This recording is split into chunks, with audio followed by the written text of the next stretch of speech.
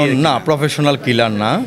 কারণ প্রফেশনাল কিলাররা এইভাবে নৃশংস হত্যা করে না বলে আমরা ধারণা করি। ওনাকে উপর্যুপুরি আঘাত করা হয়েছে, মাথায় প্রচুর কোপের আঘাত, ঘাড়ে আঘাত, গলায় আঘাত এবং মুখমণ্ডলে প্রচণ্ড পরিমাণে থ্যাতলানো টাইপের আঘাত আছে।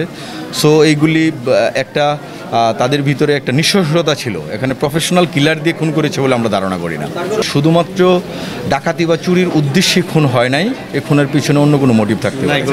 বাসা থেকে বলছেন কিছু চুরি হয় না, কিন্তু অনেক লকার হয়েছে, তাহলে কি বিশেষ কোনো কিছু? এই বিষয়টাই চিন্তার বিষয় যে তারা কি কোনো খুঁজেছিল কিনা, বা হত্যা করার পরে পরবর্তী অন্য দিকে ধাবিত করার জন্যই কি তারা এরকম এলোমেলো করে গিয়েছে কিনা। কারণ আমরা ভদ্রমহিলার গলায় চেন পেয়েছি, এই গলার চেনও তারা নিতে পারতো। ল্যাপটপ পেয়েছি, ল্যাপটপও নেয় নাই। বাসায় এখনও পর্যন্ত খোয়া গিয়েছে এরকম কোনো আলামত এখনও আমাদের চোখে হয় নাই।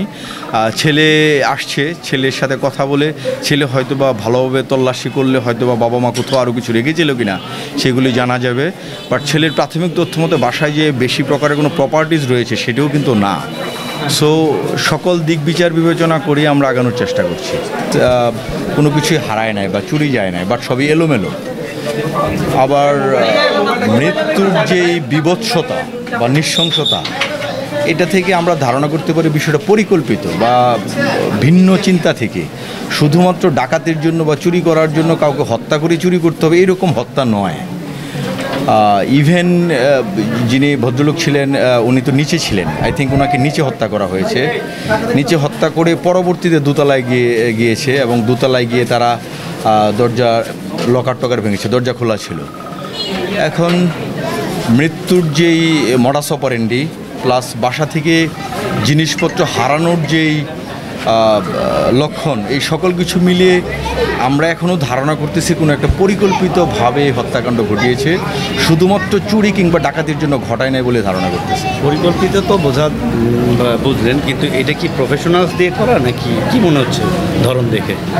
প্রফেশনাল করা কিনা সেটাও ধারণা করা মুশকিল, কারণ এখানে আমাদের বেশ কিছু ঘটনা আছে যেগুলি আমরা যে বিষয়গুলি ধরে আমাদেরকে আগাতে হবে।